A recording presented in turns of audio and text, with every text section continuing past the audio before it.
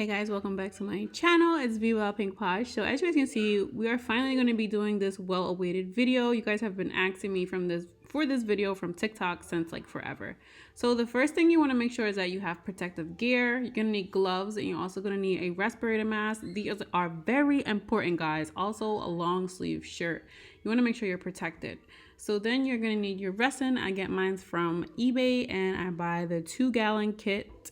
So it comes with 1 gallon of part 1 and 1 gallon of part 2. And what you want to do is mix them equally using, like, if you're going to use 1 cup of part 1, you also want to put 1 cup of part 2. And then you're going to mix them for about 3 minutes and until it's liquidy and well combined like this. And when you mix it, you don't want to do it harshly. You want to do it nice and smooth so you're not creating a bunch of bubbles in your resin work. Even though you're going to get bubbles sometimes anyway, but that's why you're going to need a heat gun, which I'll show you later on. So I'm going to be adding this glitter. I buy my glitter from bulk glitters because I do use a lot of it. So most of the things that I buy in bulk to save myself some money. So this is my mold. As you guys know, I create my own molds, and no, I do not sell them, unfortunately. But that is how my molds look. So then we are going to go ahead and mix up the glitter and the resin together. As you guys can see, I'm mixing it up lightly. I'm not going crazy and like going super fast. I'm trying not to create any bubbles in my resin. Even though when you're working with like glitter in your resin, the bubbles don't really show, but you do want to be really like careful and be cautious with your resin. So you just got to take it easy when you're mixing it. Okay, so now that I have my resin mixed for about 3 minutes, I mixed it. I'm going to go ahead and pour it into my mold, and I'm just going to distribute it evenly, making sure that it gets into the handle and where the trigger is, because we want to make sure we have a full gun. The only thing that's supposed to be missing from the gun is the back of it. So yeah, this is a one-sided gun.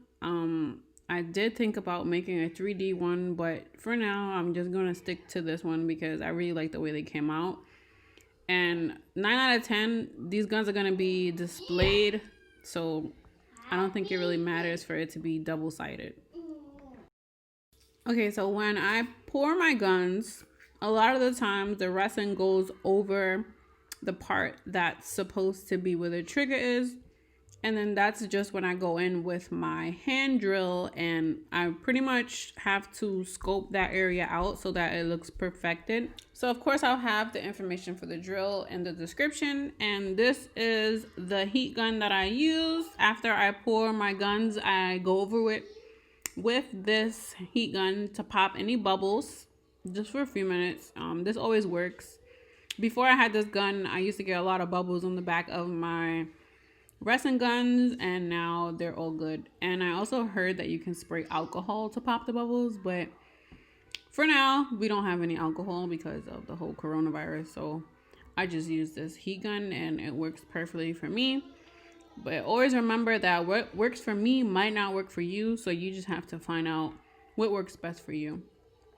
So now that the gun is done, I just take my gloves off and I wait pretty much 24 hours. You don't have to wait 24 hours, but I do for my guns to cure. This is the gun that I had curing the day before, and that's how it came out. I love the way that sprinkle gun came out. This paint gun here is my most requested bestseller gun, and that's how it looks. And this is how I create my guns, guys. I hope this tutorial helps you guys. If you want more resin tutorials, let me know in the comments. Again, everything in this video will be in the description if you're interested in buying it. Bye, guys.